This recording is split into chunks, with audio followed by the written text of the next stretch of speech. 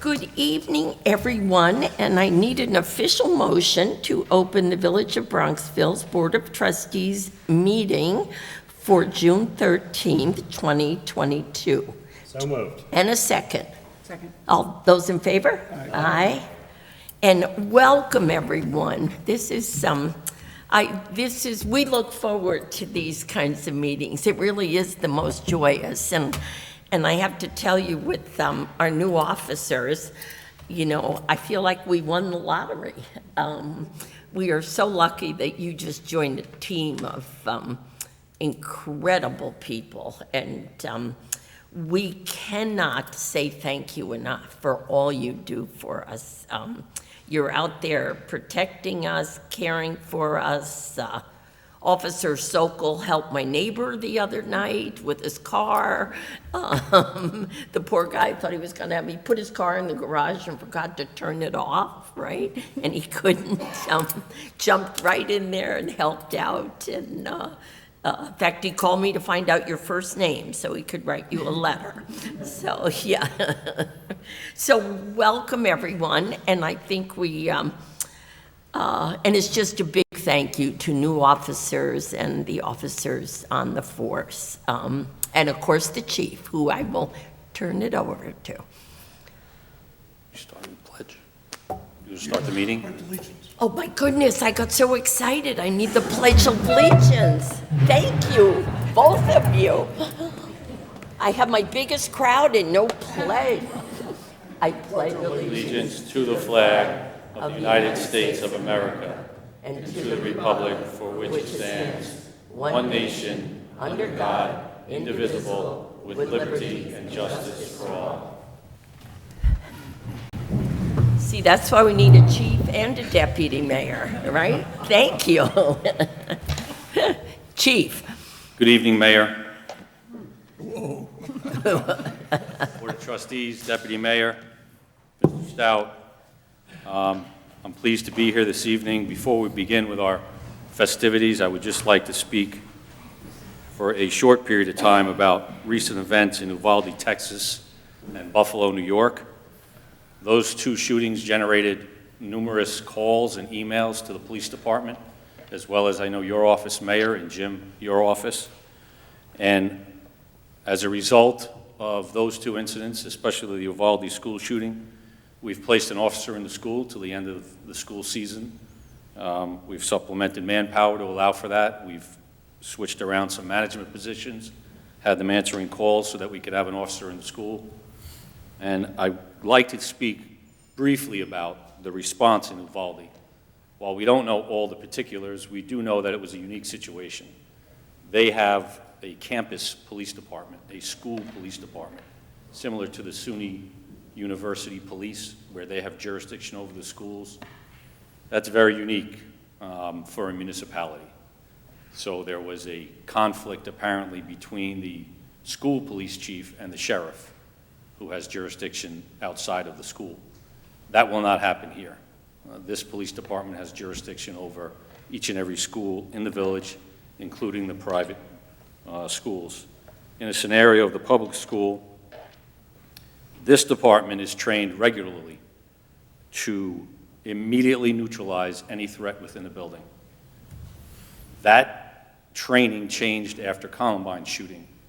Police officers were trained back at the time the Columbine shooting occurred to wait for additional resources, to wait for better equipped officers, and after action review of that shooting showed that people were being shot in the building while Columbine officers waited for additional manpower and resources. We learned from each incident. We learned from that incident, and immediately after that incident, we began training to immediately respond and neutralize the threat, regardless of the equipment you have, regardless of your level of training, whether you're a SWAT officer or not.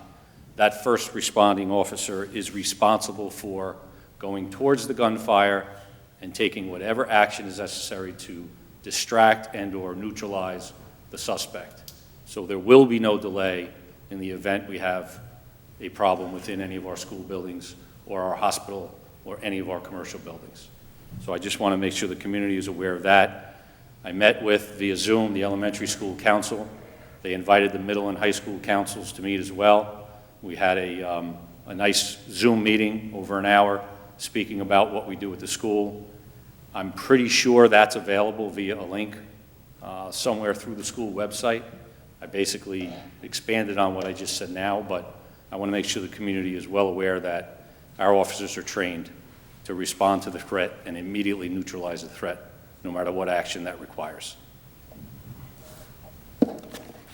We can now move on to a swearing-in ceremony. COVID has disrupted and delayed this process for close to a year. We have Police Officer Matthew Stein, who joined our department in July of 2021, who hasn't been sworn in yet in a ceremonial way. We have to terminate him before July 3rd, so I figured we have to get it done tonight, so at least he's in the pictures. So we put him on first. I stressed to him that his speech needs to be no longer than 4 minutes, since there's 4 candidates, so he's working on that right now, a little nervous.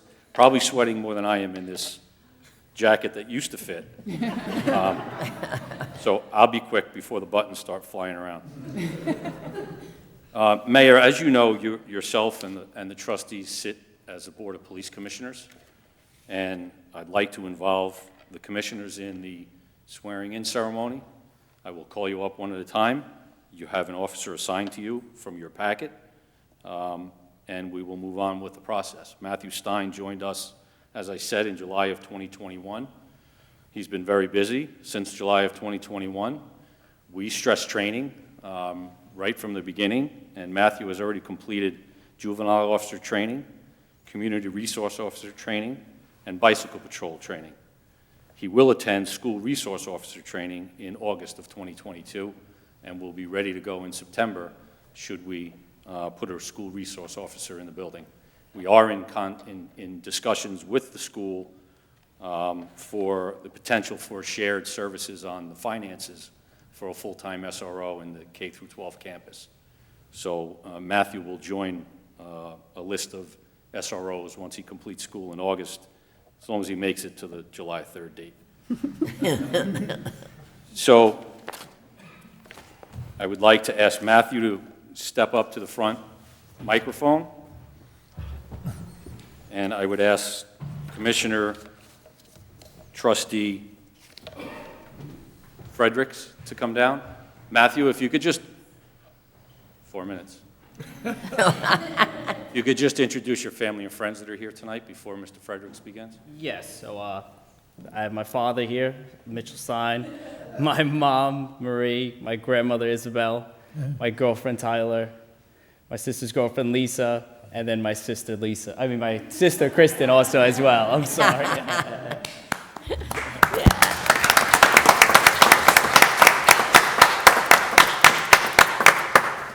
Commissioner Fredericks. I noted that you did not give me a 4-minute time.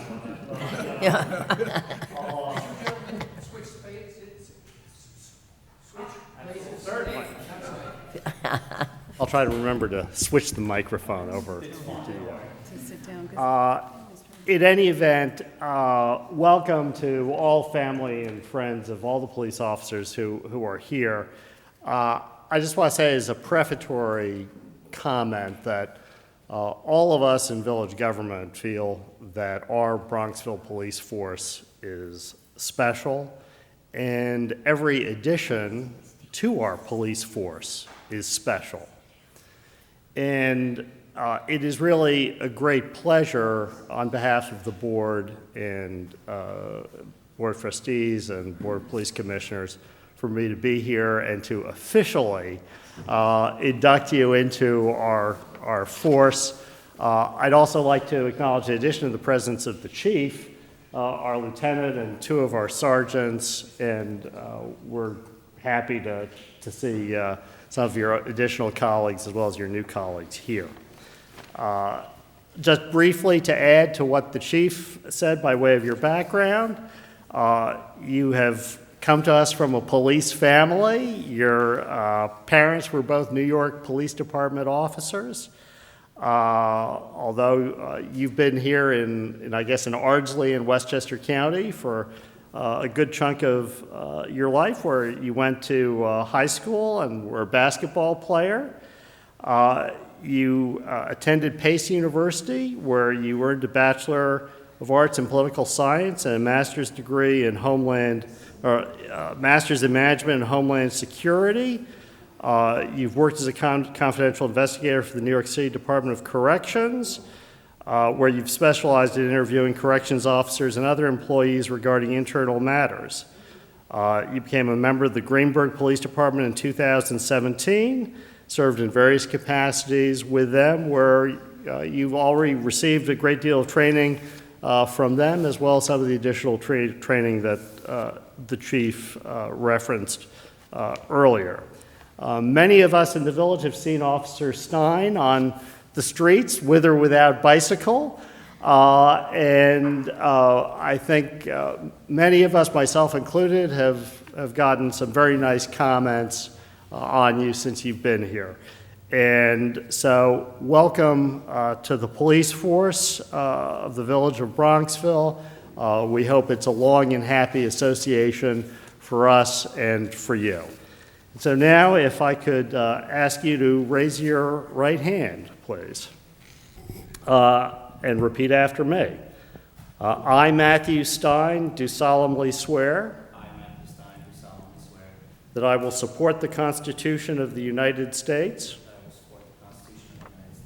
and the Constitution of the State of New York, and that I will faithfully discharge the duties imposed upon me as a police officer of the village of Bronxville, New York. That was, Fair enough. And that I will faithfully discharge the duties imposed upon me as a police officer of the village of Bronxville, New York. New York. Honestly and faithfully. And will obey the orders of the officers and officials placed over me according to law. Congratulations.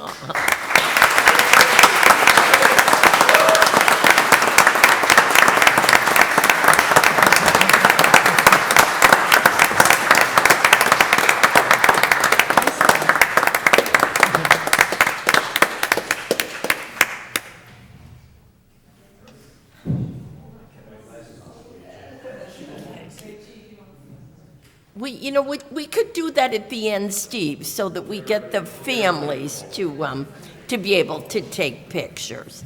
Yeah, we'll get some at the end. If I could ask Commissioner Knapp to step forward. Police Officer Justin Sokol joined our police department on December 15th of 21, and he has already completed emergency medical technician training. He will attend instructor developmental school in September of 2022, so he can immediately begin our first aid and defibrillator training, and he is already trained as a bicycle patrol officer. Commissioner Knapp. So do you give up your 4 minutes to Jason? Wisdom.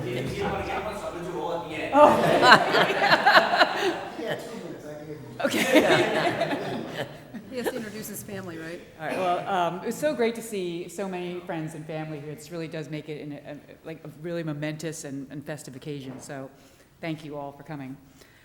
So Justin Sokol grew up in the city of Yonkers, although I did hear your grandmother used to live in Bronxville. Yes, we live in Bronx. Yeah. So do you remember that you're walking through the village? So that's, oh, perfect, nice. Me and the lieutenant used to chase him around the village. Yeah, already starting. He attended Stepanak High School and received a certificate in electrical theory. He went on to attend SUNY Empire and graduated with an associate's degree in science. Justin joined the NYPD in 2016, where he was assigned to the patrol division in the Bronx 49th Precinct. He received specialized training in intelligence and surveillance and counterterrorism. Justin joined the White Plains Police Department in 2020, where he also performed patrol functions. He became a member of the Bronxville PD in December of last year. So Justin came to us already having received many awards and citations, including a Commander's Day recognition for saving the life of a stabbing victim.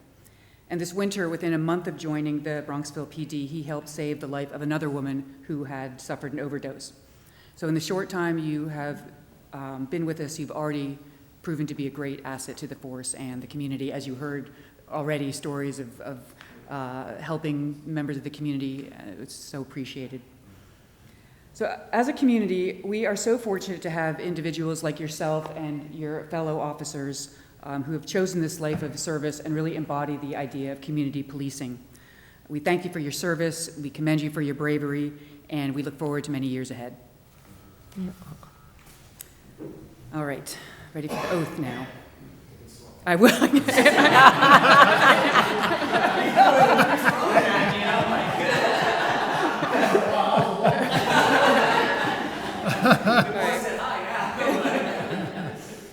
I state your name. That's good. Do solemnly swear. That I will support the Constitution of the United States. And the Constitution of the State of New York. And that I will faithfully discharge the duties. Imposed upon me as a police officer. Of the Village of Bronxville, New York. Honestly and faithfully. And will obey the orders of the officers. And officials. Placed over me according to law. Congratulations.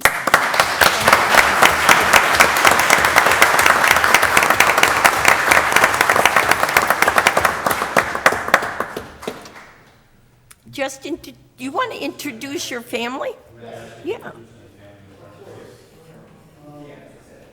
I have a mom, Diane, my stepfather, Bobby Reese, my very good friend, Franco Fino, my girlfriend, Alexa Lafayette, she's actually a school teacher here.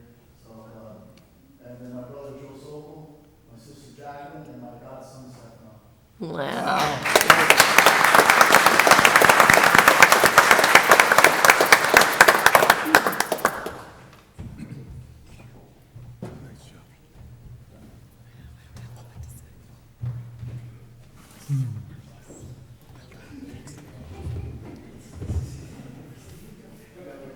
I had to break it up much shorter than I planned. Commissioner Behrens, step forward. On December 15th of 2021, it was a busy day for the Bronxville Police Department. We took 3 officers in at the same time. The second officer we took was Police Officer Ahmed Donzo Farid.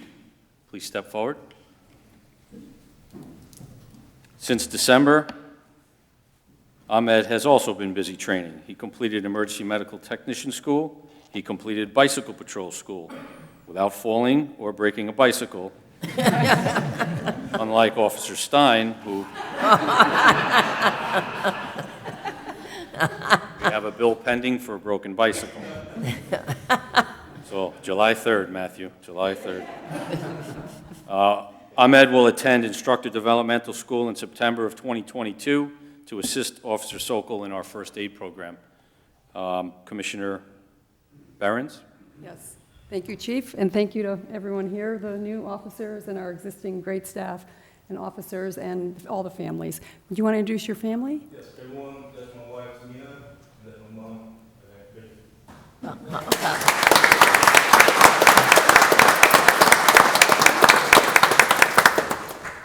Officer Danzo Farid. He's 36, or are you 37 yet? 36 years old, and he was born in Ghana. He became a naturalized U.S. citizen in 1996. He grew up next door, living in Tuckahoe, a local guy, where his parents currently reside. After graduating from Tuckahoe High School, he matriculated to Northeastern University and graduated with a BS in criminal justice. Before becoming a police officer, Ahmed honorably served his country in the U.S. Army and reached the rank of captain. He performed duties as an administrative officer, officer responsible for training, operating, scheduling, and budgets. He became a member of the White Plains Police Force in 2017, where he was assigned to Patrol Division and received specialized training in DWI investigations, radar, and rapid response. His hobbies include running, hiking, and physical fitness, you can tell. all the things I enjoy. I don't look like that. So I think that's why we were assigned to each other, because we share a lot of common interests. And we're delighted to have you on the police force, and you've already made a huge impact already, and we've seen you on your tours of duty all over the town, and with your great smile and your welcoming feeling, you fit right in. So thank you for being here, and we really appreciate it. So are you ready to be sworn in? Okay, so you want to raise your right hand, please? So I, Ahmed Danzo Fareed, do solemnly swear that I will support the Constitution of the United States and the Constitution of the State of New York, and that I will faithfully discharge the duties imposed upon me as a police officer of the Village of Bronxville, New York, honestly and faithfully, and will obey the orders of the officers and officials placed over me according to law. Congratulations.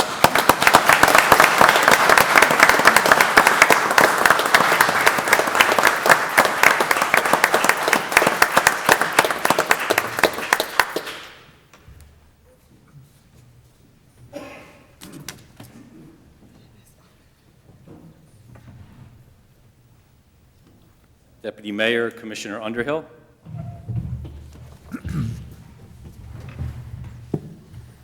The third of the Three Musketeers on December 15th, 2021, we affectionately call him G.I. Joe, because he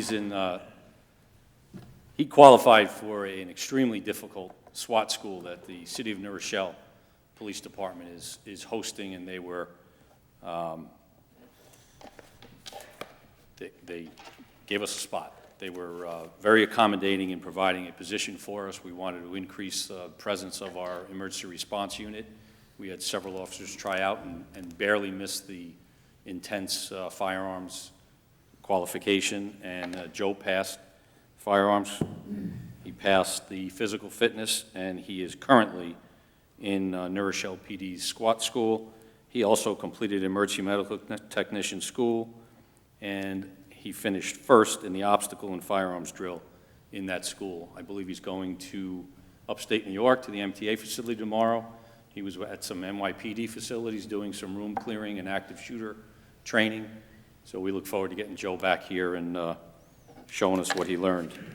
One thing he was not forthcoming in, he was engaged this past weekend to be married.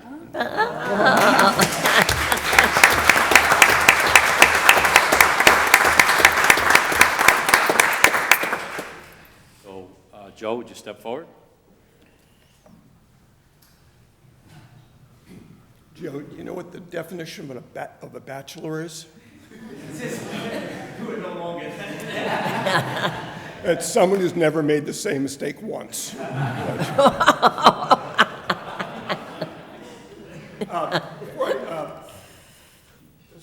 Before I talk about you, I've been a part of this community for 29 years and member of the trustee of the village for almost 18 years now, for a little over 17 years. And it's really fair to say that this police department has never been this high quality in the eyes of the residents, in the eyes of surrounding communities, in the eyes of the state ever before. The bar that you guys have to hit to come into this police department is incredibly high. Having got to know each and every one of you pretty well over the last, Matt, it's been almost a year since December 15th, the three of you gentlemen, I can't say I could not be more proud to have you guys on this force. There's no one more important in this village than you guys. Yeah. Anyone who comes in this community sees you guys on the street, there's a smile, or, hey, slow down. You guys, all of you, and the men and women of this department are the emblem and the fabric of this community. So I'm incredibly grateful.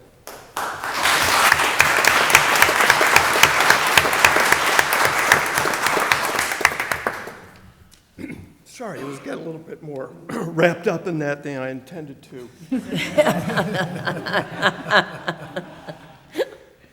So, yeah. So, Joe, you're 26 years old. We're born in New Rochelle. 27. Growing up before my eyes. And it's amazing. You know, age is a little bit like a roll of toilet paper. The older you get, the faster it goes. We got a comedian here. Two in one speech. So, anyway, so you grew up in Yonkers within the short distance of the village. You attended Saunders High School and specialized in HVAC. You are in what it says a serious relationship. It just got a lot more serious. And you've been licensed as a commercial driver. You became a member of the White Plains Police Department in 2019, where he served in the patrol division. And Joe received special training in radar LiDAR and was tasked with driving the large mobile command vehicle for a variety of emergency situations, accidents, and security threats. And I had the great honor and pleasure of spending your first day as a police officer with the village Bronxville, along with Justin and Ahmed, and it was what a joy it was to see your excitement. And I forget who said, hey, to Sergeant DeYoung, could we be EMTs? And said, yeah, I want to be the EMT. Will you guys support us? And now all three of you are going through as trained to be EMTs. So it's just an incredible honor. So please raise your right. Did you introduce, before you do that, your family? Family. Okay, please do. So I have my mother, my grandfather, my grandfather's sister. I have my father, my future mother-in-law. And since the chief said his death's the last, I say mine, which is my future fiancé.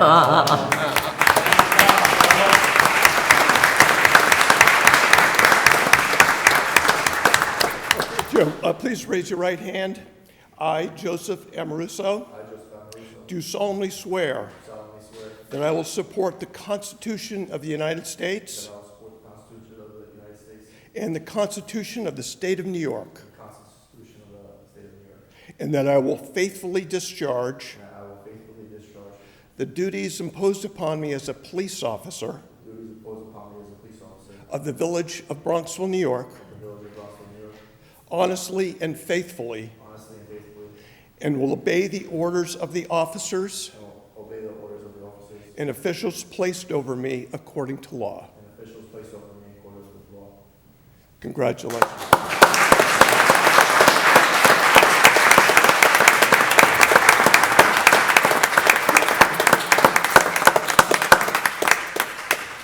One thing Mr. Underhill forgot to say was that I had the pleasure of seeing his beautiful garden in his backyard. He does a good job with that. Yeah. Quick note, Mayor, for those that have prior police service or military service, normally the swearing in, the officers would be in what we call Class A uniforms, which I have squeezed into tonight. We're struggling with supply chain issues as well, and Matt's been here a year. We still haven't been able to get Class A uniforms. It's just an industry-wide problem. So the officers are in as close to Class A as we could get. I'd like to introduce and acknowledge members of my BPD family that are here tonight to support the new officers. Lieutenant Richard Bunyan, Sergeant Nicholas DeYoung, and Sergeant Bart Sandacero. Invaluable members of my team and our family that do a tremendous job for us day in and day out. They are direct supervisors of the 4 new officers and doing a tremendous job. I'd like to acknowledge and thank the board, mayor, deputy mayor, and village administrator for all your support. It's been an incredible run for this administration. There is no more supportive board or body than what you've done for us the past 15 years, whether it's budget, whether it's staffing or personnel, you're always open to suggestions, you're always open to recommendations, and you've approved everything we've ever asked for. So I thank you for that. And that concludes our ceremony.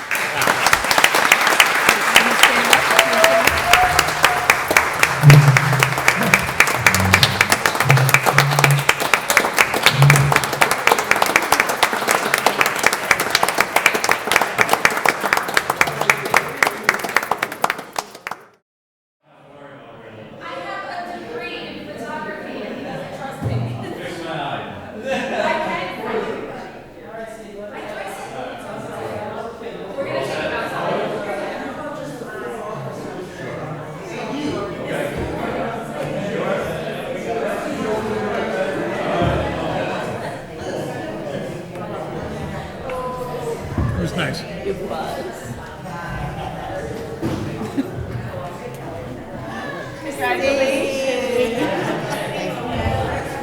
And I'll send you. Oh, okay. Oh my gosh. All right. I think that was one of the nicest ceremonies we've ever had. Really wonderful. And funny, too. And funny, yeah. We have, just to have that many, just absolutely top-drawer police officers join us is extraordinary. Yeah. So we might want to shut the door. Okay. Yeah, maybe, should we, Marion, do you mind? Stephen, shut the door. All right. Mr. Palmer, do you want to introduce our guest who has worked so hard for this? I mean, we're in awe of how much you are doing and have done for us. So, Mr. Yes. Palmer, it's your turn for a little introduction here. Yes, Dr. Carol Upshur is here again to present the second report on the greenhouse gas emissions in the village, and this is the community-wide greenhouse gas emissions. If you recall, last month she presented the greenhouse gas emissions from the municipal operations. So again, for the public's edification, Carol is not only on the member of the Green Committee, but she's part of the Climate Smart Communities Task Force, which was established as a subgroup of the Green Committee. And again, this is the second report, thorough report that she did on examining and quantifying the greenhouse gas emissions community-wide, which, again, Carol, really, the board has a copy of the report. We'll be sure to put a copy of this report on the village website. Right. Carol, if you could take the board through the principal points, and I think some of it's, Carol's been going back and forth even with some of our large not-for-profit entities such as the hospital, and they've been very cooperative. I don't know if that's all complete, but they've been trying to provide a lot of their electrical consumption, water usage, and so forth. So thank you, Carol. Thank you. Well, that's going to be a hard act to follow. I was saying I used to teach cops years ago, first part of my career, so I definitely appreciate them. Oh, wow.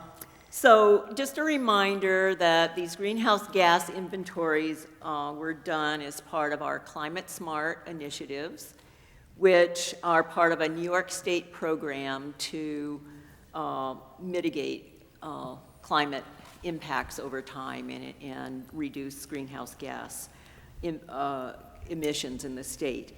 Over 300 communities have joined so far, Climate Smart. Bronxville is one of the registered communities, but only about 80 have reached bronze status, and we're really hopeful with these reports and the other actions the village has been doing, we might get there as soon as August.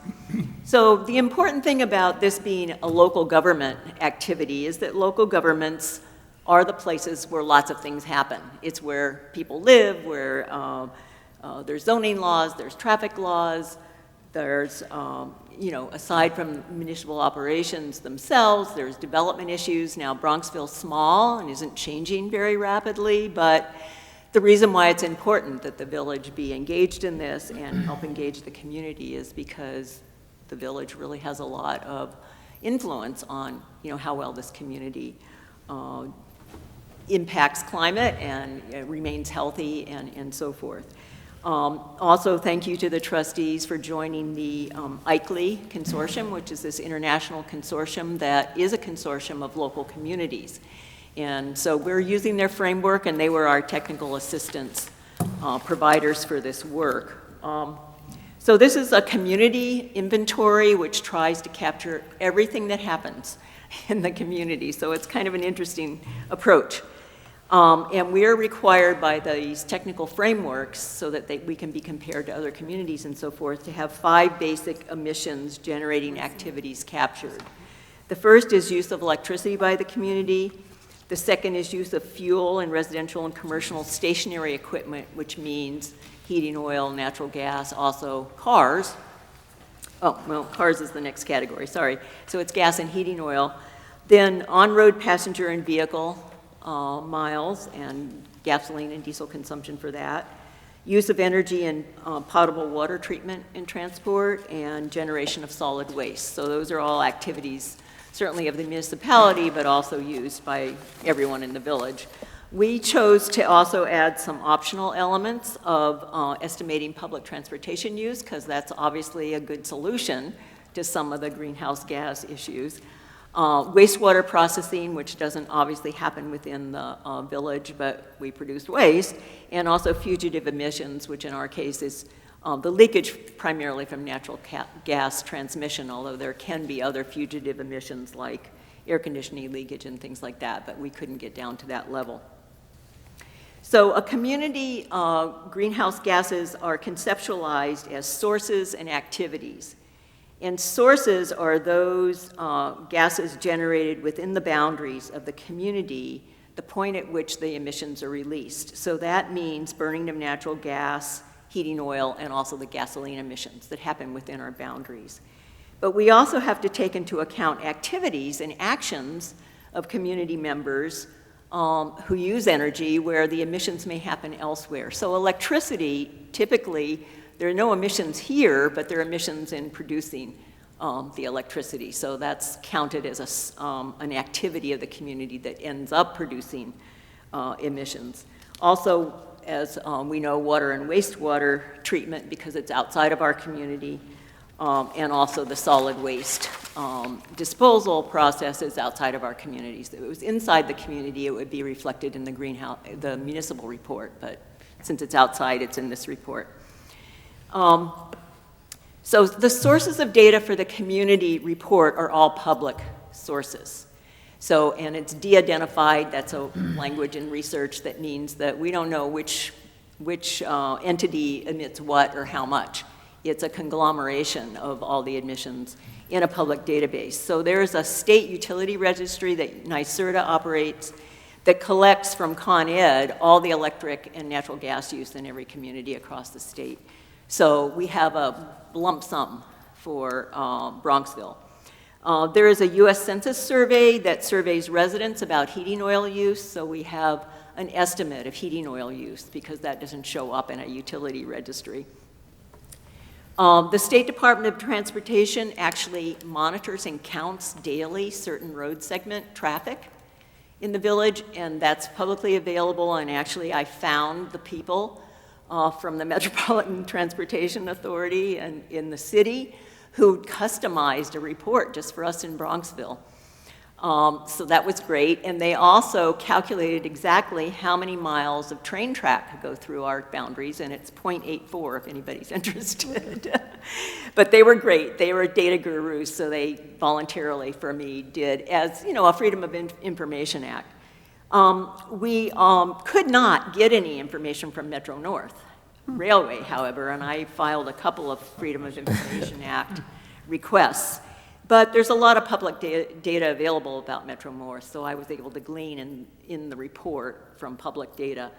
And Susan Cody, sitting back here, helped look at a schedule and count how many trips of the trains go through here, because the emissions for the trains while they're in, you know, or the energy use while they're in the village kind of count.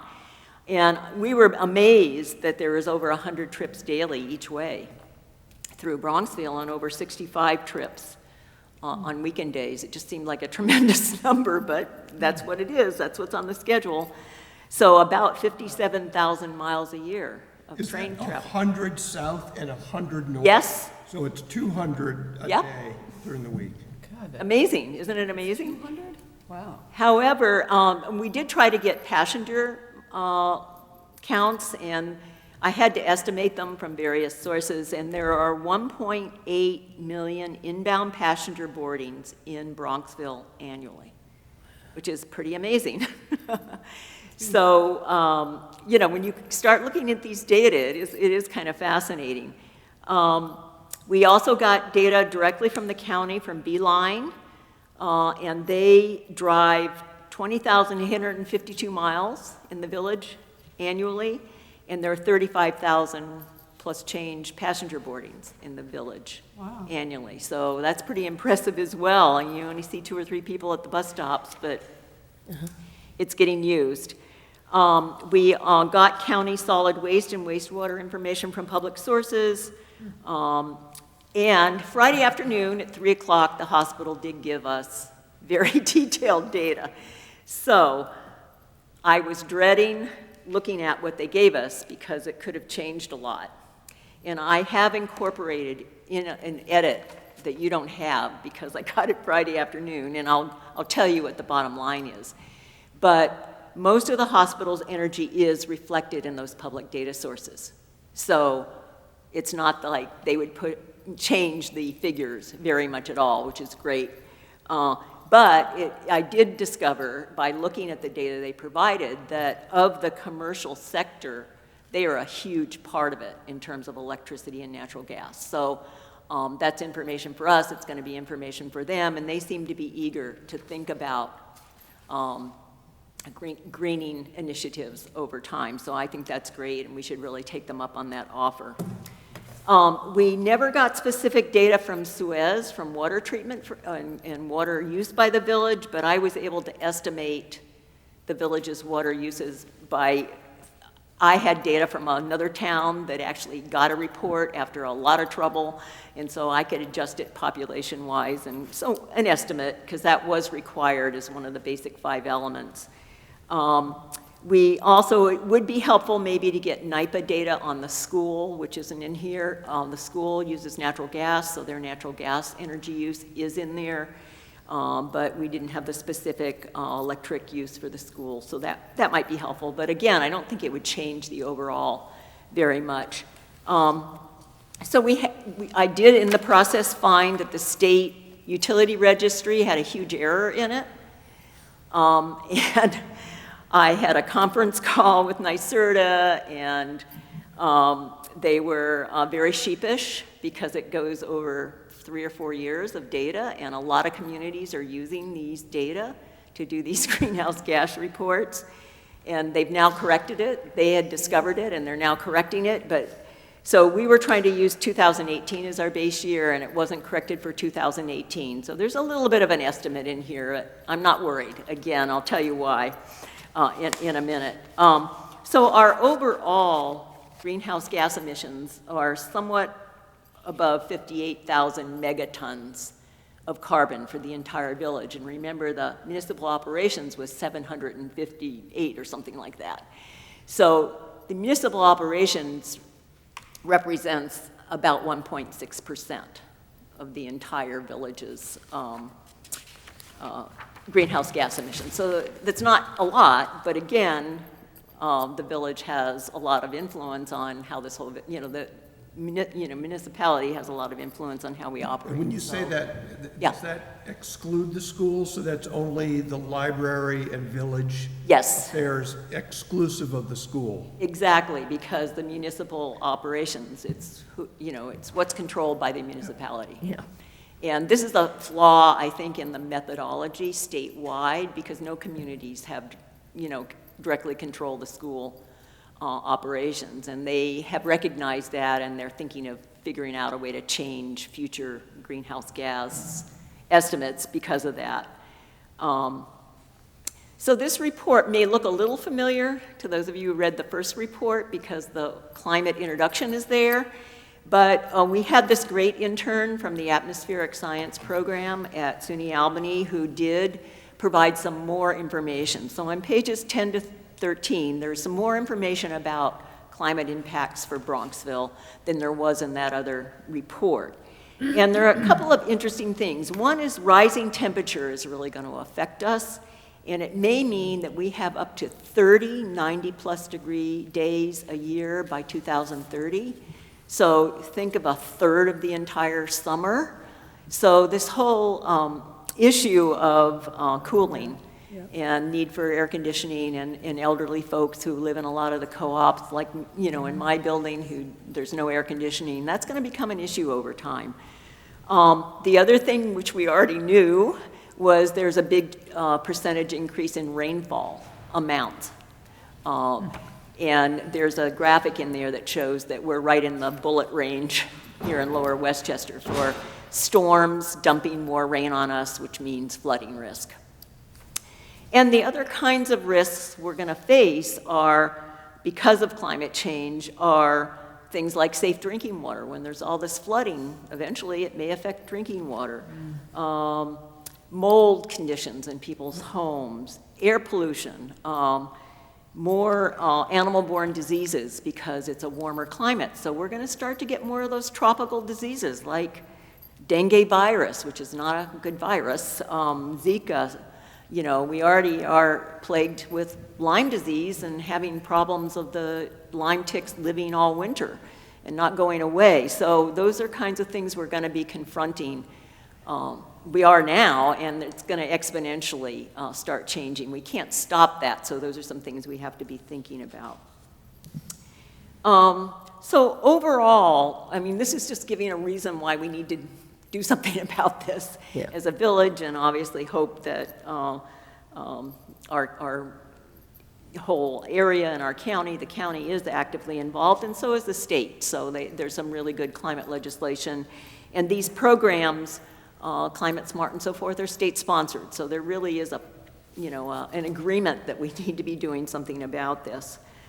So overall, when you look at the results for the village on page 6 and page 28, kind of gives you summary.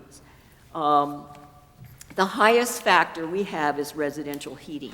It's almost over 40%. And the next highest area is commercial energy use. And when I got the data on Friday from the hospital, I was able to calculate in that commercial energy use that about 37% of that is solely the hospital.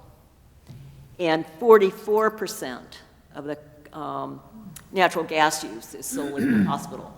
And I've added that into some small edits in the report. So, you know, we have that data and reflect the hard work they did in putting it together. It was just 3 o'clock Friday afternoon that I finally got it. Interestingly, although it's a really powerful figure, our transportation sector is only 18.6% of emissions, but that's 23 million miles a year of vehicles driving on village streets, which is astounding to me, just astounding. But you know, these are real data. There are cameras counting the segments. And the metropolitan folks actually included Sprain Brook and Bronx River in our counts, and they're not in our boundary, so I threw them out. And so this is apparently very accurate, and I'll tell you why I know it's accurate in a minute. And things like solid waste, water, and wastewater are less than 10% in total of our emissions. So you can see that residential and commercial energy consumption are the big factors in this village. And so those are areas where we want to make some progress on cutting back. That's where we have to go. So one of the things I did in this report is I actually put in the report some comparisons to other communities. And I looked at ones that are publicly posted from Hastings, Beacon, and Nyack. And Hastings used a 2019 year, and their emissions are about, their total's about 64,000. So ours about 58,000. So it makes sense because they're about 1,000 more population than us.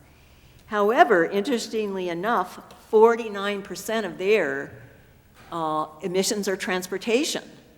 So way above ours, and I think that's because part of the Sawmill Parkway is in their village. So again, and you'll see that Nyack is almost identical population to us, and they had an older report that said about 90,000 megatons.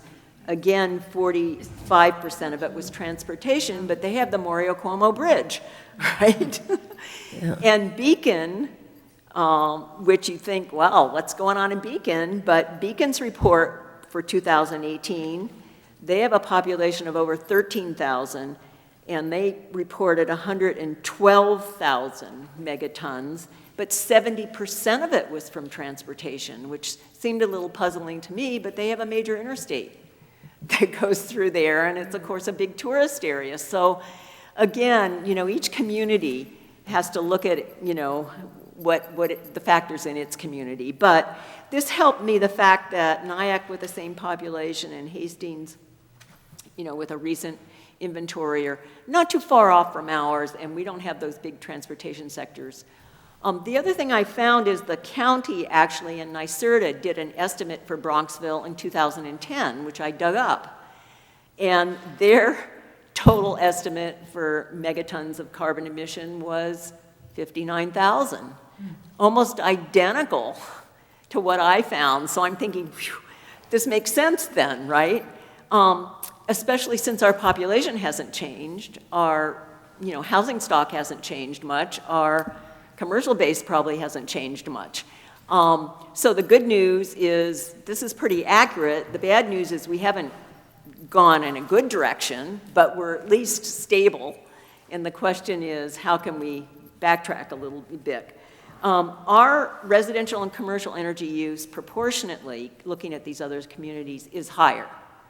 So not just the fact that we don't have as much transportation, but just the absolute numbers. So we are consuming, and it could be because of the age of housing, the size of the housing, things like that. Maybe we have a bigger commercial base than Hastings, and so forth.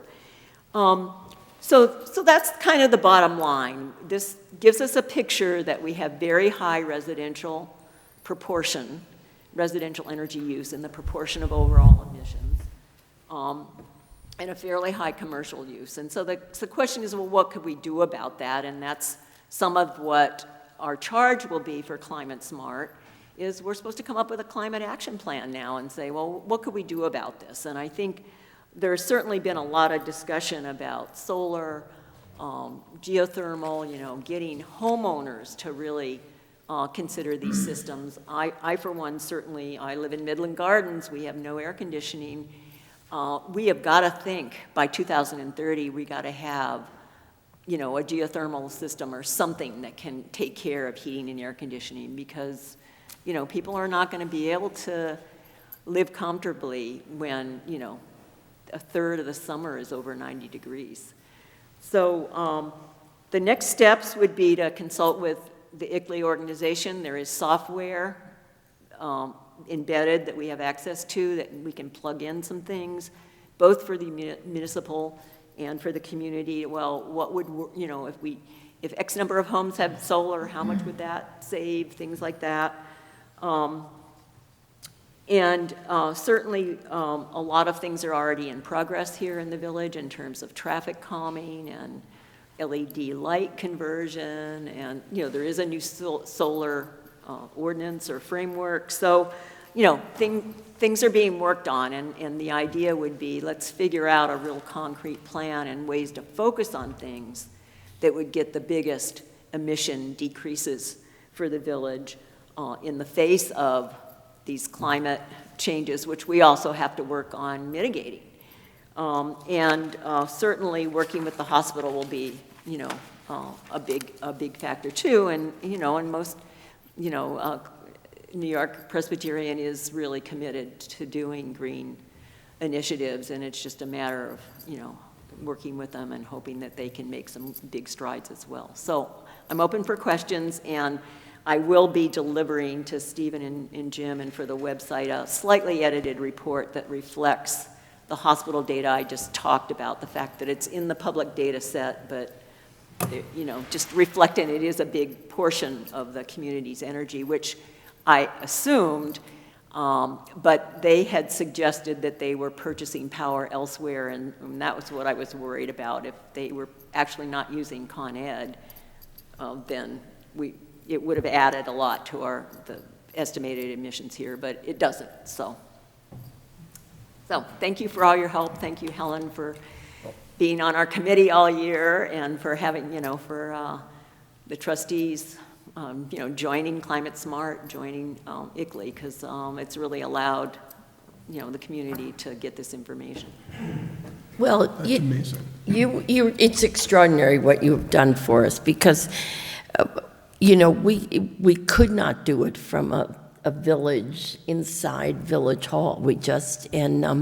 You've given us the template to start to know what to fix, and I know I can speak for my colleagues that we are on board to, to get a lot of these numbers down, but without your extraordinary professional work, I don't even want to guess how many hours you have given to the village. So, Carol has also become like a community-wide expert in this, like for all of Westchester. I don't know how far your expertise is going for people asking for your input and advice. And well, I asked Mayor Armacost in Hastings when I started, because I said, where do you even get some of these data? Yeah. And she sent me the emails and links, and she was so helpful. And so I thanked her, and she's acknowledged. And I wrote her a note just recently, and she responded to me a couple of days ago. And I said, well, I'm paying it forward because Pelham is now asking me for the same information. But I'm happy to do it, because no one should start from scratch. This is, right. Once you know where to get the data, and you have this software program, it's really not all that hard. But, there are a lot of metrics, and you do need to get your head around the metrics. And if you have data in one form, and when I first looked at the vehicle miles traveled, I figured it couldn't be right. It couldn't be 22 million. But, it's 40 million in Hastings. Yeah. So it's got to be right. But it's just really interesting how these data come out. I mean, again, I was a health researcher. I've never done this climate stuff. But it is kind of fascinating, and if you're kind of into data, I think it's interesting. can you describe a little overview of how this is going to fold into the climate action plan, and where that will be in terms of after the submission for the bronze status? Is that then the next? So there's a silver status. Yeah, that's part of the silver status? Right. Okay. So we can earn more points by doing more, and the next logical step, in the Climate Smart Communities plan is, once you've done the greenhouse gas inventories, is to do, a municipal plan and a community plan. So that's the next thing. It's like, now we know where we're starting. Yeah. Setting goals, and then picking things that will make a big enough impact to try to reach those goals. So, that's a whole nother, next step, and only a handful of communities actually have reached silver status in the state. I think it's 6 or 8 or something. I think Hastings has. Has Hastings done it, the community action plan? Have they finished that? I don't know, but I assume they do. I keep looking back at the website and pulling all the public data I can get, about other communities, but we definitely should look at it. Yeah. I think Beacon might, and another, maybe Bedford. So the ICLEI organization, actually, if you pay them a lot of money, they'll do this for a municipality, and I understood that maybe Bedford paid them. So hopefully they have a climate action plan too. So yes, there's some available, and definitely that's the way to start. Let's look at what other communities, how they approached it. We have Carol. And again, because the climate smart communities, you have to publicly post everything to even get credit. That's why this has to go on the village website. You know, they're really trying to promote people working collaboratively. So we'll definitely look for that.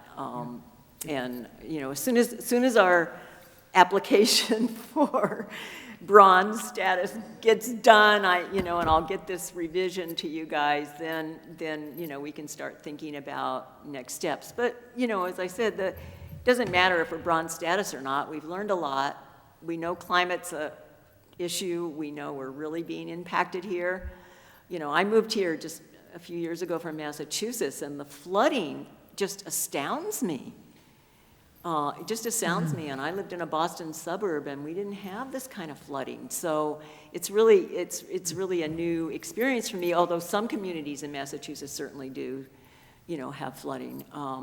But anyway, and again, the temperature changes and so forth are going to be pretty acute. And then, of course, the power of the storms with the, you know, possible power outages and tree damage and utility damage and all that kind of stuff. So, you know, I have a relative who lived in California and now lives in Arizona in an area where there are a lot of wildfires. Of course, we don't thankfully have to deal with that.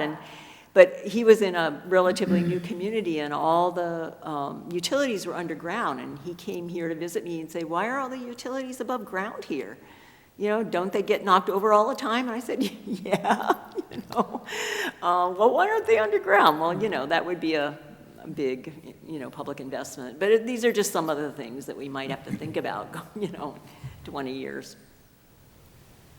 Well, Thank you so much. Thank you. Thank you very much. Really, It's thank very you. impressive. Thank you, Carol. Yeah, I have a question or two. Is there any estimate for pollution caused by idling traffic? Because Specifically, yes.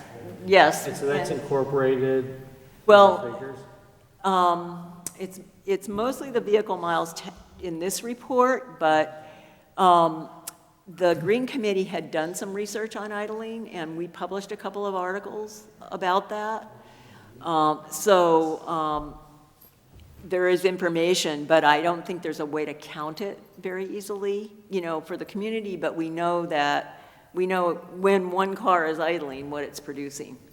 Yeah, I mean, I just ask this to the extent we're establishing a baseline, one should probably be as inclusive as possible. Exactly. And not be adding emissions that are counted later when they can be counted now. I mean, I sometimes wonder just, you know, in the village and, you know, the lineup for school. I mean, Yeah. it's got to be something. And then you mentioned, what's your estimate of the percentage that the hospital contributes overall? Because I didn't see the number in the report. But I It's think you not mentioned because I got the figures on Friday afternoon. So the Okay. version you have doesn't have it in yet, but I've amended it, so they will be in there. So the way the energy registry is set up, there's a residential sector, and there's a commercial sector, and then there's other. And we don't have any other. We have a commercial and other would have been, you know, a manufacturing plant and things like that. So we have commercial and residential.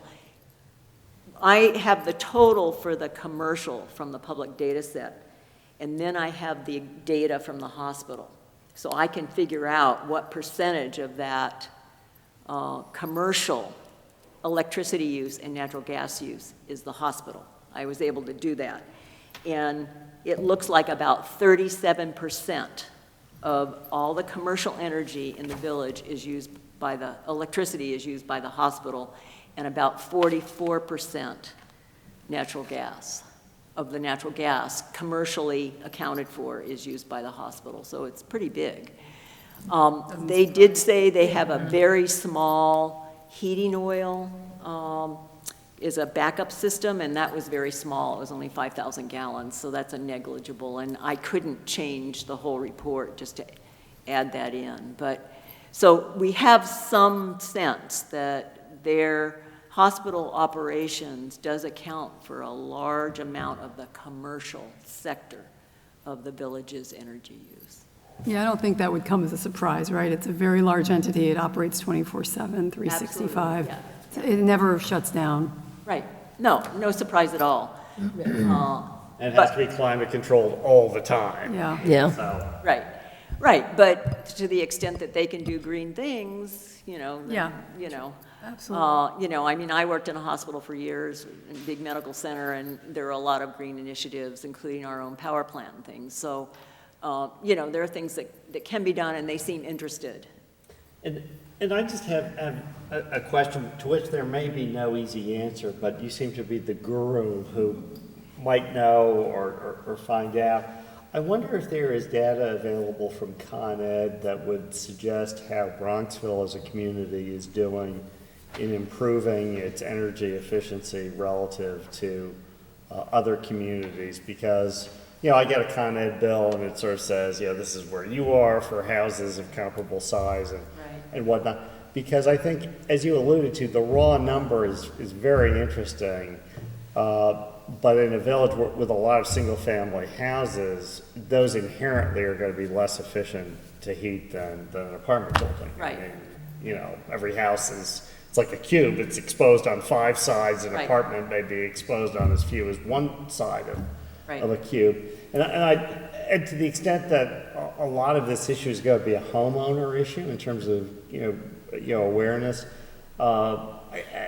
Again, it's just a point of vital curiosity whether there's some kind of comparative data that Con Ed might have as to whether as Bronxville we see all the building permits, all the constructions, all the modernizations.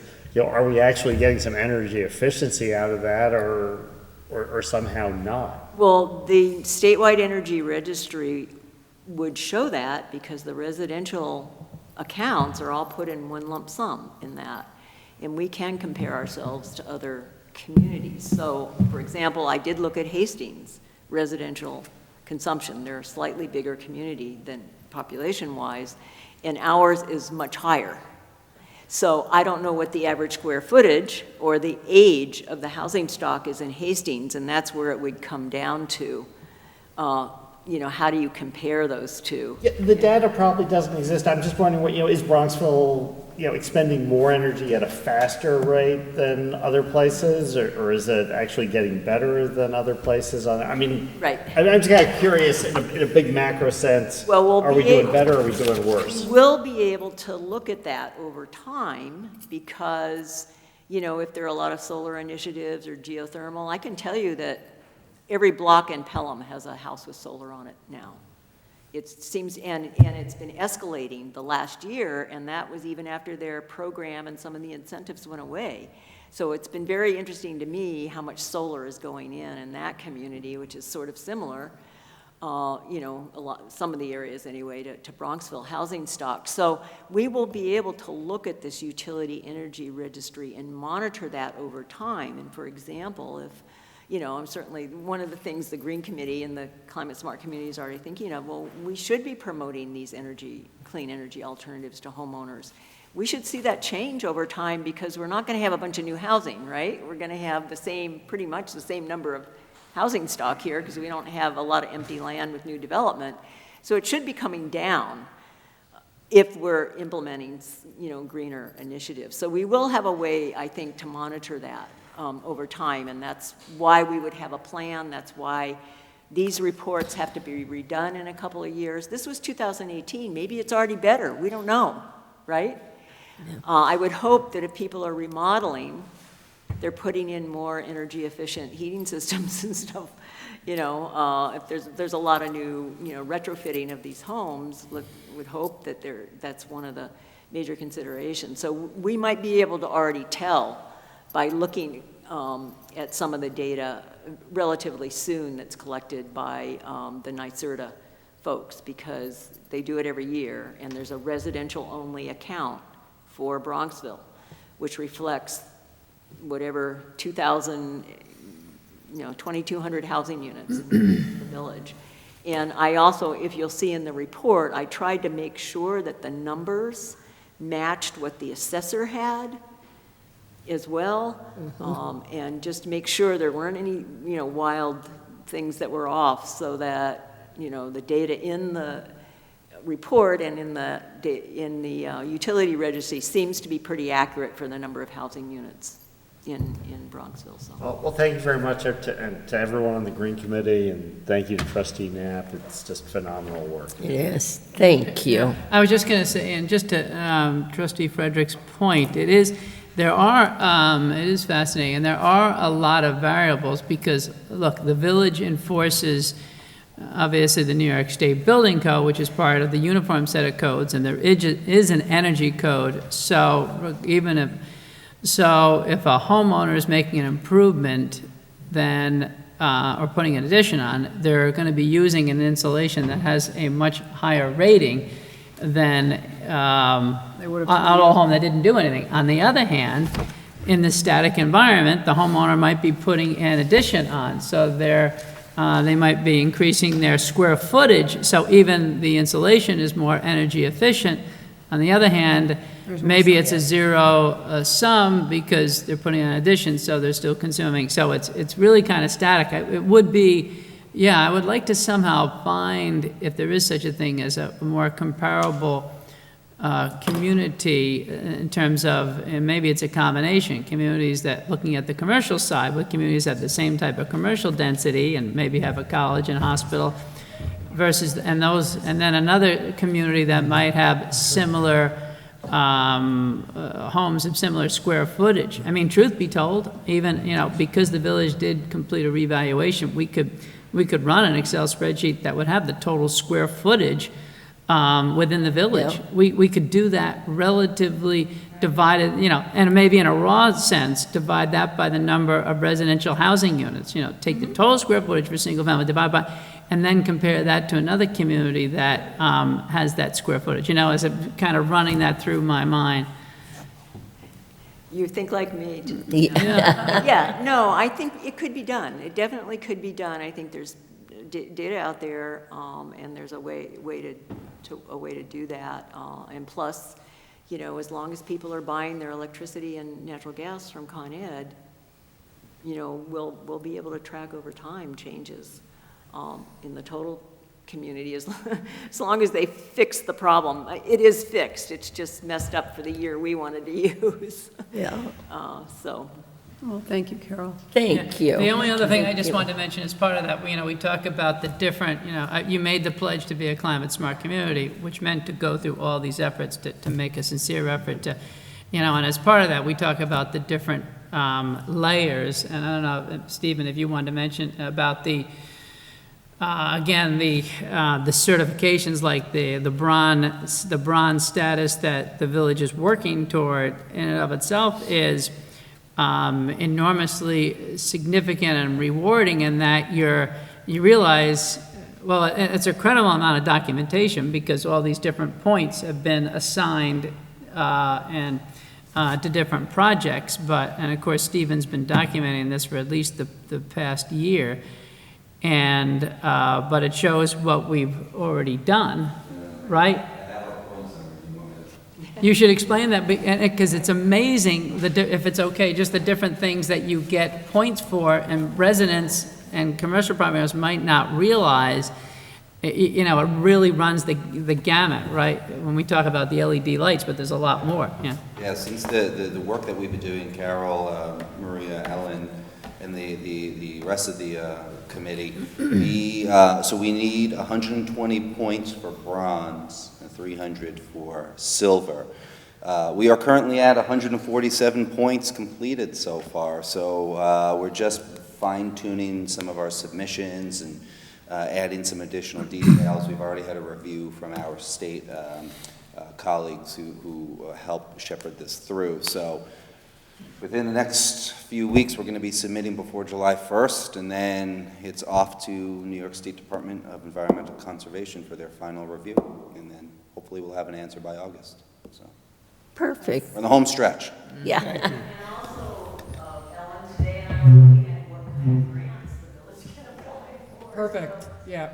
You know, Although at the end of the day, and there are, but I will be honest. And again, I'd like to see more of that, but really the grant opportunities are, what you really get is, I think you do, when you apply for a potential program, you get an additional point or two for being Bronze Ash, but still, and the real answer is, though, it's really more like a pat on the village's back for taking this as seriously and documenting it, which really is an unbelievable effort, because just to get a point for the farmer's market, which is an amazing thing, we had to have a current contract. Every time I kept asking Stephen, do we have a current contract? They won't accept it.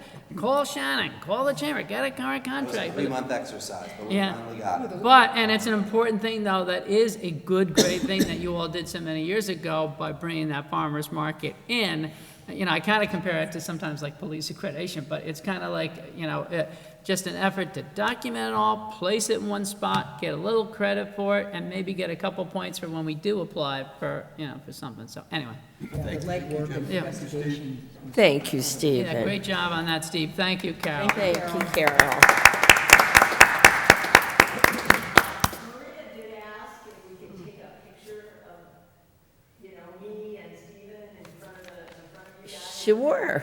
Can you hold your report up in your hand? Do it. Mary Ann, did you want me to get it, or you want to do it? Yeah, yep, good idea. Do we get a point for that? I like your thinking, Jean. She's running the social media for the Green Committee. Oh, nice. You want us to come down? Very nice job. Yeah.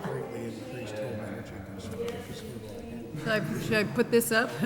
Yeah. Yeah. Caroline, you should hold your report up, no? Presumably maybe commercial, that's going to skew it a lot. Thank you. Thanks. I mean, I gotta say, and of course, I really, I've gone through 2 energy audits from, just from my home, and I'm a stickler with it.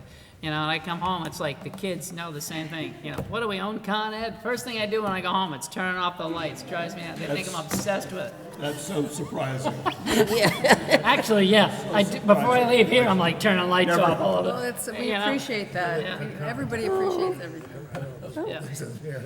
I will go on to, because we have a full agenda tonight, mayor's report. I was just thinking, June, we have so much as a country to commemorate, and I just was thinking tomorrow, the 14th, is Flag Day, which commemorates the date in 1777 that made our flag the official flag of the United States by the Second Continental Congress. And I want to put in a word. We had a wonderful scout who is now an Eagle Scout, Edward Phillips, and his project was to make that beautiful flag receptacle in our lobby so you can bring in any old tattered flags, and the scouts are collecting them, and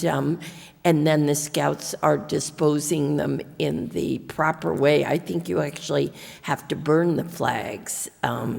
So huge thank you for the scouts to be thinking of our flags. And then on the 19th is the Juneteenth, which marks the day in 1865 when news of the Emancipation Proclamation finally reached enslaved African Americans, actually in Galveston, Texas, nearly 2.5 years after Abraham Lincoln abolished slavery. Juneteenth became a holiday in New York, and then it subsequently became a federal holiday, and people had been spending years finding ways to commemorate and honor the importance of this day. And finally, the entire month of June is designated Pride Month, and I was reading a fair bit about it, and there was just a beautiful quote by President Obama that I think captures the meaning, and he said, "Every person, no matter who they are, what they look like, or what gender they identify as, deserves to be valued and loved for who they are." And I think it's a wonderful endorsement of what Pride Month means. So just 3 very important things that are in this month of June. Unfortunately, piggybacking on something Carol said in her report, that there's so much more rain in the area due to climate change. And many of you have reached out to the village and myself, and I just want you to know we are working on it. We have our DPW staff cleaning the sewers, following their work. We have a vacuum company coming in and cleaning, the heavier cleaning of the sewers. Then we have another company who's coming in and televising all our lines with the thought of finding any tree roots, cracks, whatever repairs we need. And then all this data will go to an engineer who will then help us find short-term and long-term solutions, because frankly, we do have pockets of flooding in the village that we have never seen before. So I just want the residents to know it's a very front-burner issue for this board. And just on really the good news about our wonderful school, Trustee Behrens and I went to the send-off of both our members of our track team and the girls lacrosse team to the States for possible championships or medals. And our police department escorted them out of town, and it must have been a charm because the girls were escorted back home after winning the New York State Championship. So huge for lacrosse. And then in the track, I looked up, and two of the women's relays, the young women came in first and second to New York State in track relays. So just congratulations, and most importantly, they're all student athletes, which is the most important thing. And I wanted to end my report on a good thought, so I turn it over to any of my trustees who would like to talk on any news or subject. Yeah, sure, Trustee Behrens. The mayor and I arranged a breakfast last week for the new head of NYP Lawrence, Paul Dunphy, and I think it went extremely well. We had a good turnout. Also, his key staff was there as well. But we had our state elected officials, we had the head of Sarah Lawrence, we had the superintendent of the Bronxville schools, as well as the head of our chamber, and of course our own chief of police. And it was a critical and frank discussion about how we can continue to work closely together. It's a very tight-knit community, and the hospital is an integral part of it. And we just wanted to emphasize to him that we really appreciate and desire the benefits of having a strong and respected hospital in our village. And he looks forward to continuing to work on that and to work with all of us to make the hospital as good as it can be, and in our village of Bronxville, and as friendly as it can be. So that was my first thing that the mayor and I did. And then I got to speak on Saturday at the Eagle Scout event on behalf of the mayor and the village trustees. I spoke to at their swearing-in conference of two Bronxville Eagle Scouts, Isaiah Weir and Edward Phillips, who you just mentioned, who built the flag receptacle in our lobby. They are from Troop 5, and as you might know, it's the highest achievement that you can get with Scouts, and we're very honored to have two in our village just this past week. We told them that on behalf of the village, we appreciate the Eagle Scouts and all their work that they do for the village, and it was really a sense of pride and accomplishment, and to thank them very much for that. And we look forward to good things for them to come. One of them, Edward Phillips, is going into the Navy, so yeah. It's an ROTC, yep. So thank you, Mayor. Any other thoughts on any topic? Yeah, I think the village administrator will be speaking to this in a moment, but we are going to be having our consultants on our Safe Streets to School ongoing project in the village on site on Wednesday morning. Wednesday morning, 7:30 sharp. And we are continuing to press ahead with trying to identify and improve safe routes to school for parents and pedestrians looking to find a pedestrian route to the school. And really, safe streets to school is a bit of a misnomer because, of course, the school's right next to the business district, so it's really safe pedestrian routes of general applicability to people who want to go to the village or take their kids to school or for other purposes. And I'm not sure whether anyone else was going to mention it, but last Friday, Trustee Behrens, Trustee Knapp, and I had the pleasure of being invited to an event at the Village Chess Courts to help inaugurate, at least from a village staff perspective, the new pickleball facilities that are there. And our trusted secretary, Marianne, was also there in very fierce athletic competitive form. I had to leave early. I understand that Trustee Knapp provided the superior performance on behalf of the trustees, but The better half. And Mary tried to take me out with a wiffle ball. I did try to take her out. Didn't work. Very competitive. But again, it really seems that there's a lot of pickleball everywhere. I tried, it seems like a lot of fun, and so anyone who's interested, the village is making that available, and I think it's just going to take off, and thanks again to Stephen Shallow for helping to spearhead that.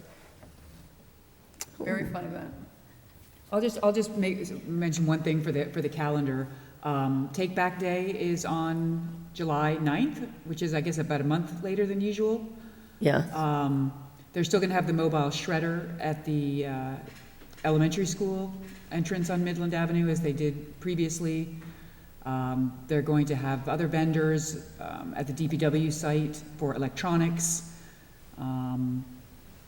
And I think they're going to have, the donations for Big Sisters, Grab Bag, and collection for animal shelters, all at Palumbo Place. So mark your calendars. July 10th between 10 and 1 p.m. Perfect. All righty, then I think we'll move on to Village Administrator's report. Okay, maybe I'll start with, just to follow up on Trustee Knapp's comments on the Take Back Day.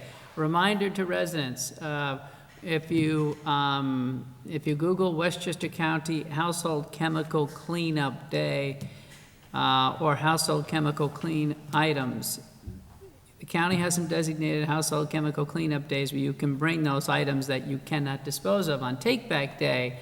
The list is quite comprehensive, such as paint thinners, a variety of batteries, fertilizers, pesticides, aerosol cans, and the county now has that wonderful site where in Valhalla where you can bring those items even so you don't have to rely on that designated date. So I really do suggest that people, if they have those residents have those items to get rid of, you can fill up your car with a box of these items. Again, paint thinners, things that the DPW cannot pick up. But the county has a site in Valhalla at Grasslands, certain hours, it's really quite impressive, where you can bring those items that are you absolutely want to get disposed of. Just wanted to mention that.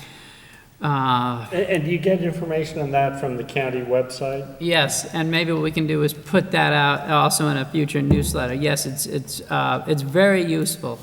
They've expanded their hours. You drive up literally with your car, you pop open your trunk, and there'll be a couple individuals from the county that will come and collect those items. Even things like extra gas and oil mixtures, those things that just tend to accumulate in the garage that residents can't dispose of in their household trash.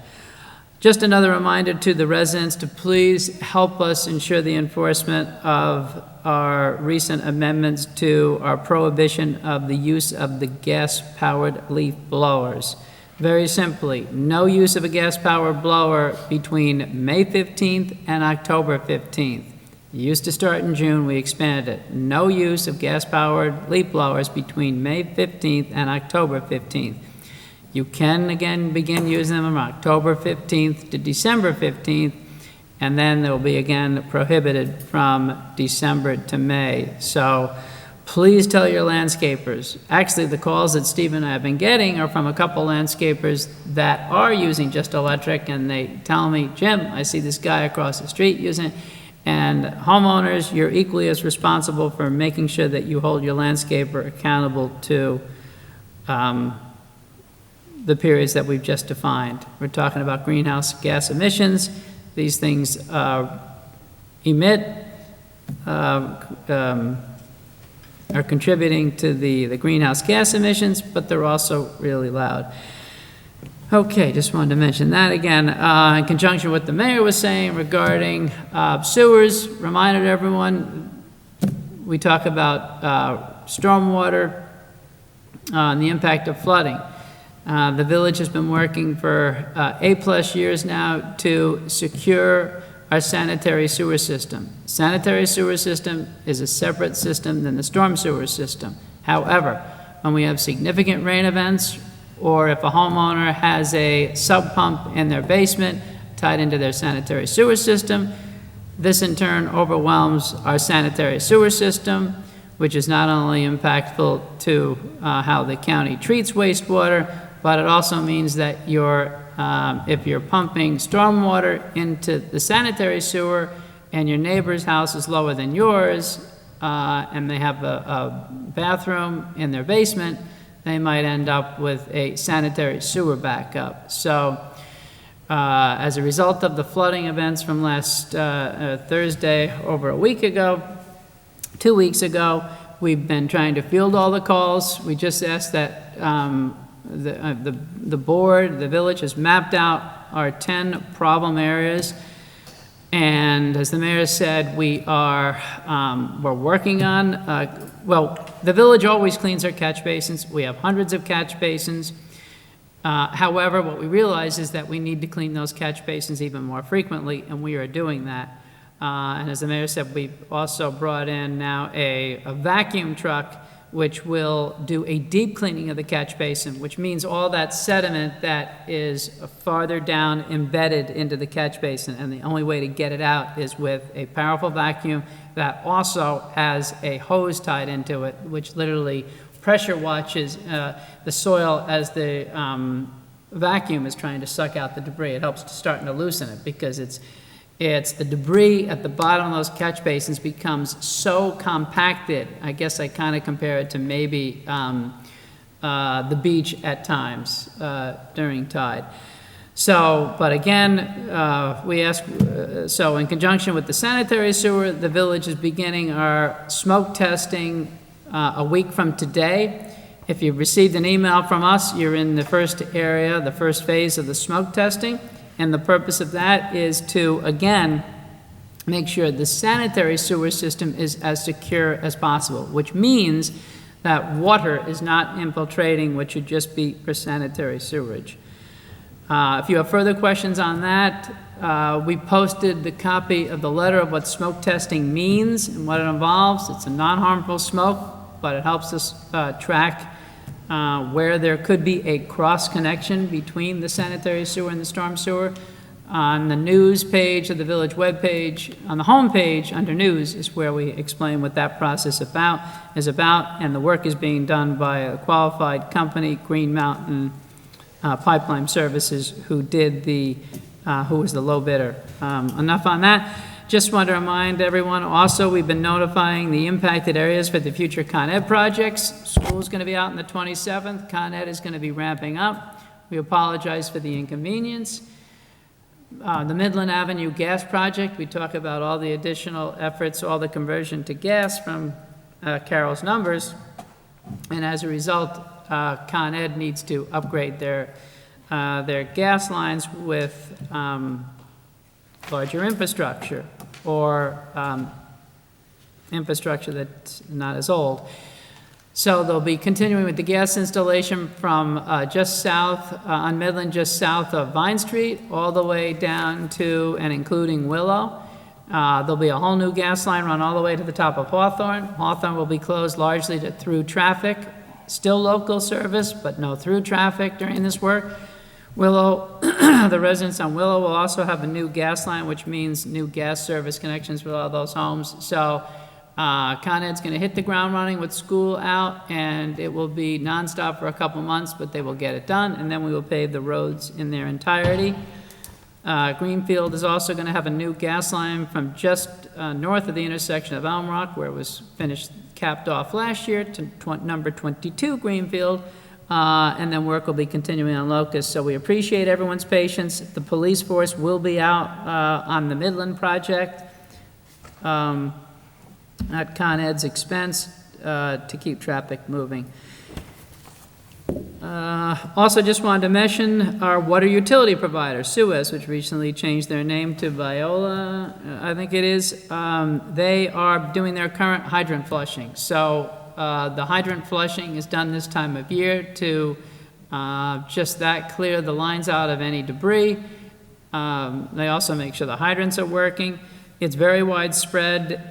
The flushing will be done everywhere in the village eventually, and again, this is over the course of the next 2 weeks, and due to the confined system that we have, I just ask residents, if you do get discolored water, that's because a hydrant was opened up by Suez, and that results in a change in pressure, which stirs up the turbidity in the pipes. If you just run your some cold water for a bit and wait till it clears, you will be fine. For additional information, please go to Suez Westchester's website. Again, the drinking water is not a village system, but rather privately owned. There will be no July meeting, so the July 11th meeting that is currently the board had approved, we're canceling.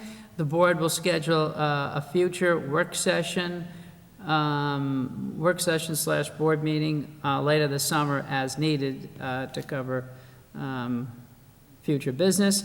Also, just wanted to remind everyone, tax bills have been mailed, and the first installment is due by Thursday, June 30th at the close of business.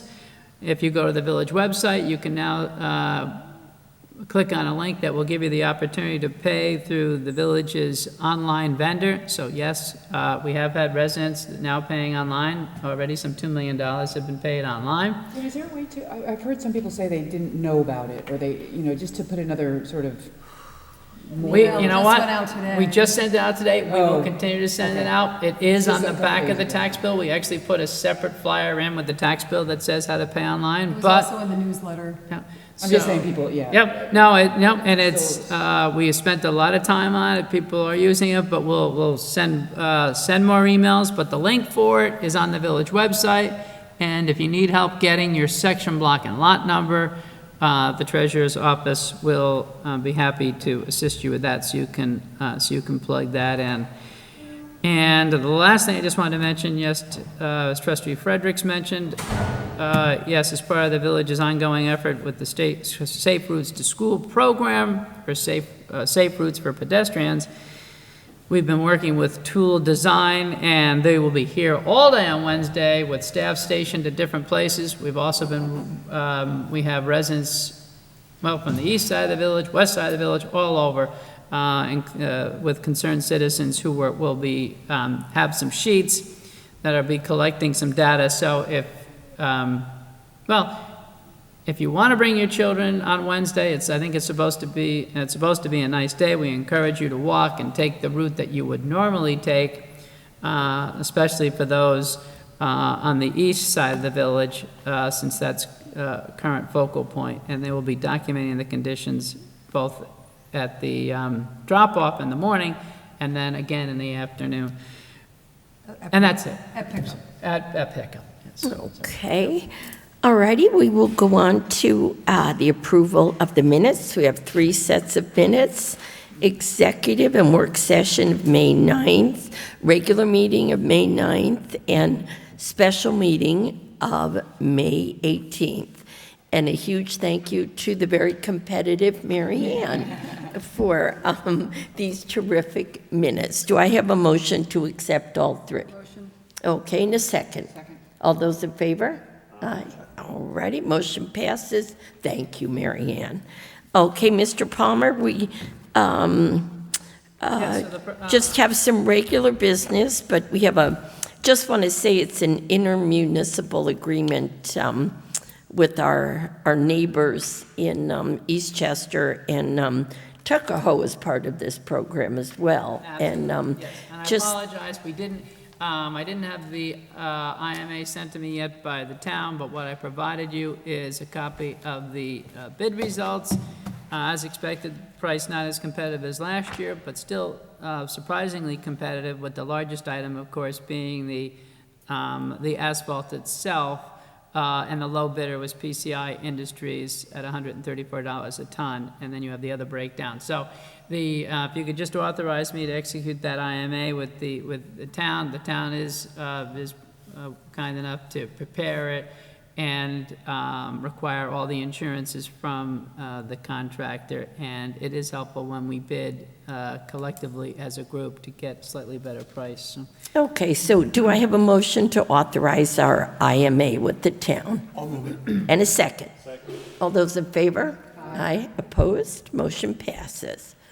okay, and the next item is just some housekeeping for the village treasurer in conjunction with her role as auditor for the village, and also responsible for the preparation of the documents to have them prepared for our auditors. We need to, one of those housekeeping items is to recognize some non-cash donations that were made made to the library from the Friends of the Bronxville Public Library. So the board just needed to recognize that contribution of $29,485. And again, we thank the Friends who do extraordinary Absolutely. work and just make the library the gold standard in my mind. So thank you, Friends. And do I have a motion to accept their donation? And a second. All those in favor? Aye. Opposed? Motion passes. Okay, and the next item is to authorize the village treasurer to make the necessary year-end budget transfers. Again, this is as we're closing out the 21-22 year. We need to move funding from certain account line items, and this authorizes the treasurer to make those changes. I had provided the board a copy of the latest expenses year-to-date for the 21-22 year. Even though we're in the new fiscal year, there are still some expenses that are coming in. So one of the reasons we make this request, because it starts to get tight. The auditors will be coming in for their preliminary review towards the end of June. But an example of one of these items is, of course, the salary changes that the board had authorized for 21-22 was after the budget was adopted, but we keep the money in contingency. So this is authorizing the treasurer to take those monies from contingency and move them to those line items. But the good news is, again, based on what I sent you, certainly on the revenue side of the equation, it was really nice to see things ramp up, and it was a positive year, and we should certainly have revenues that will exceed budgeted. Even I was looking at the court numbers today. We just got the final court numbers for May, and our budgeted numbers for the Justice Court were within 30,000 of what we had budgeted for, so real pleased with that. Of course, sales tax for last year to this year has remained real strong. Still have one more payment coming in July, but we should be up probably by about 400,000 the revenues. Expenses, again, some still coming in, but looking at most of those line items, thanks to the, deferring some of the hires for the police department. We also deferred a position for labor in the DPW. The foreman was great. We held off from January to May, so we have some savings there and some other items. So I'll give you a better idea where we'll net the year, but I think we certainly will not use a majority of that $925,000 of unassigned fund balance for 21-22 year. I think, assuming this final sales tax payment remains where it should, that's all real positive. So anyway, Okay, so authorize that. do I have a motion? I'll move it. Okay, and a second? Second. All those in favor? Aye. Opposed? Motion passes. And Jim, when do you think you'll have the final numbers, just out of curiosity? I mean, like end of the summer? You know what? I think we should definitely have them by August, because by then we'll get that other sales tax payment, and I'm anxious to see the mortgage tax number too. Yep. Okay, if you could just authorize Records Management Day for July 29th, I think we've always covered that, you know what that's all about. Staff are here, but we close to the public for the day. That's sort of a clean-up Village It's Hall. just a really nice cleanup day to reorganize our records, retool our desks, right, Mary Ann? I'll move it. Yeah, and I'll second it. All those in favor? Aye. That's a good pickle night, too, then. Yeah, yeah. Everybody will be dressed casually, so, Stephen, take note. Okay, all those in favor? Aye. Opposed? Motion passes. Okay, and the next item is just authorizing another agreement. This is just for 1 year with Hardesty and Hanover. These are our planning consultants that we use as needed for certain more complex projects and parking analysis. All their rates remain the same with the exception of the principal planner went to $210 from senior planner engineer is now at $190 an hour. It was previously at $185. Otherwise, the hourly rates remain the same. I'll move it. Can I just ask one question? You keep them on retainer, Jim? Yes. Yes, and then would you use them as needed?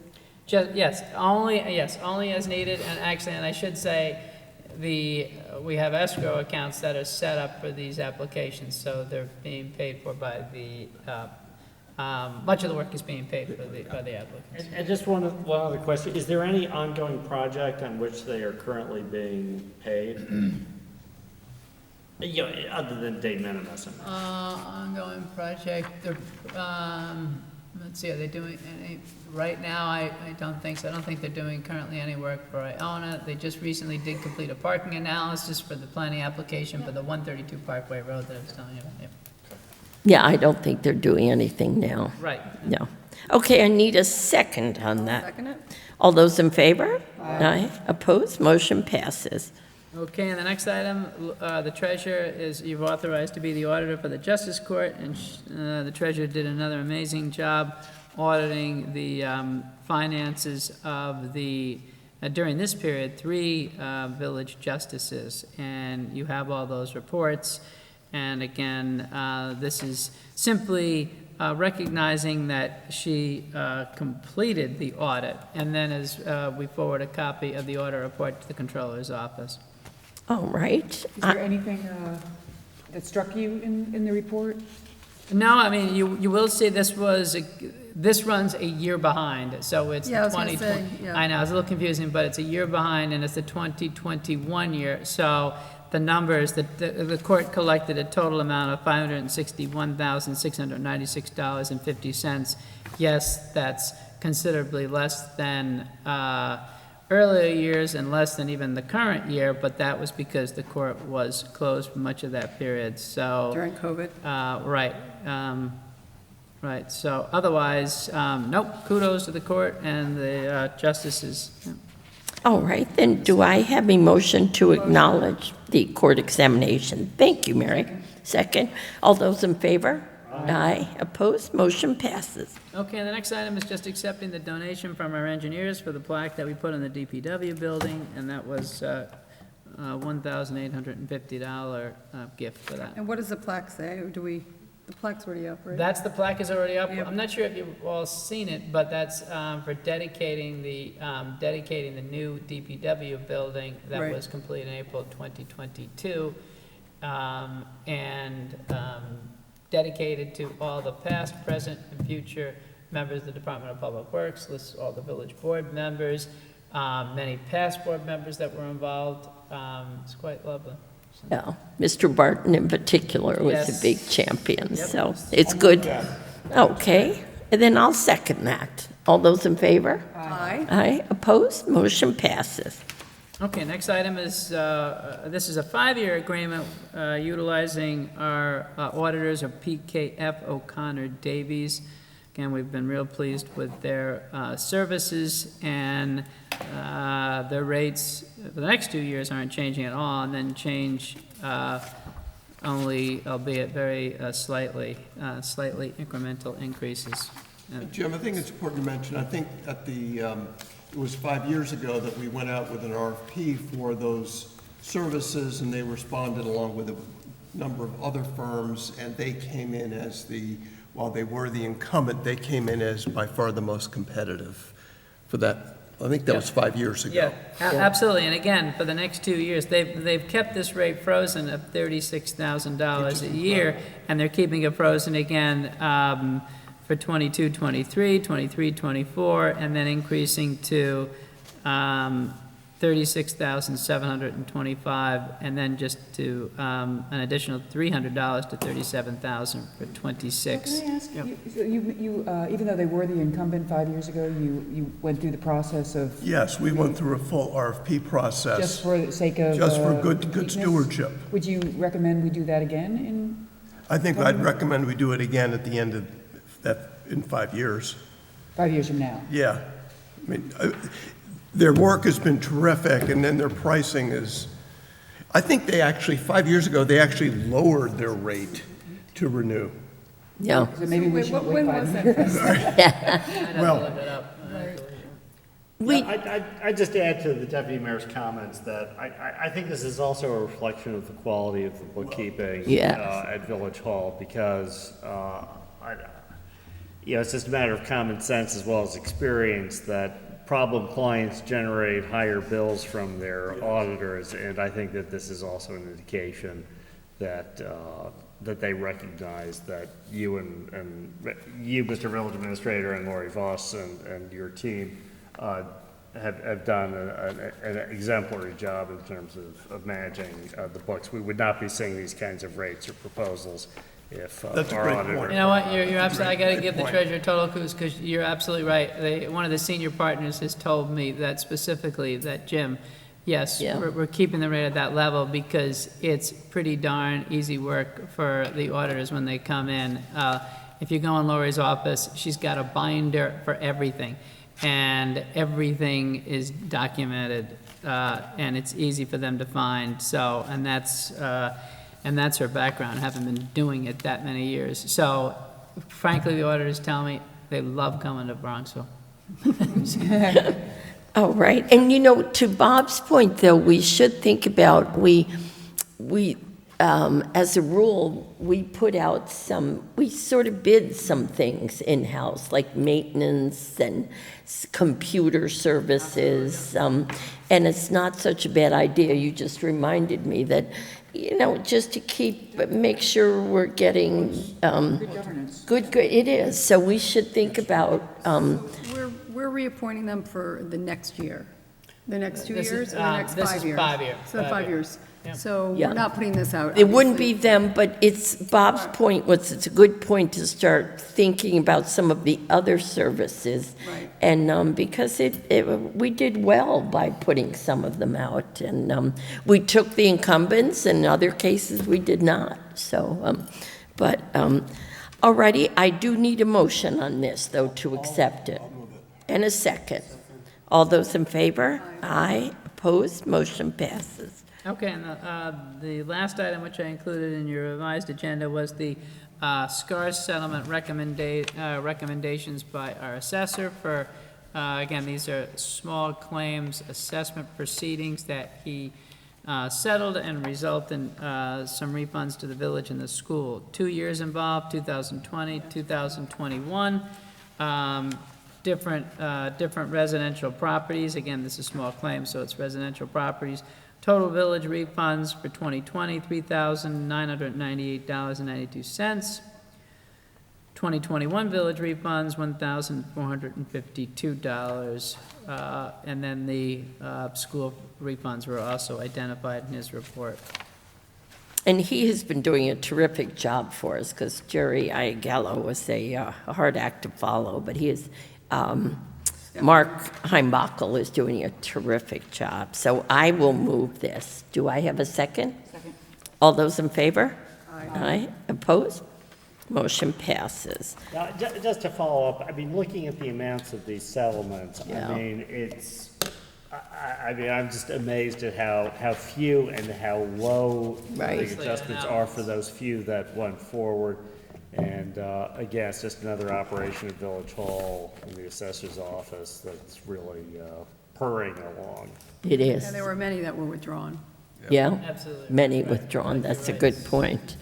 All right, trustees, any comment before I open it to anyone in the public would like to speak? All right, Mr. Robert Rapsey, would you like to speak? This is a lifelong village resident from Parkway Road. I came over to talk to Peter about music, but as long as I'm here, Oh, yeah. add my two thoughts. I got a long list, not a long list, a short list of things that I talk about with the esteemed Department of Public Works Department. My pet peeve of the week is the blacked out windows on cars. We need to get the police department to enforce it, because if you can't see the driver, you don't know if they can see you. And as we all know, people have been hit in Bronxville over the years. Okay.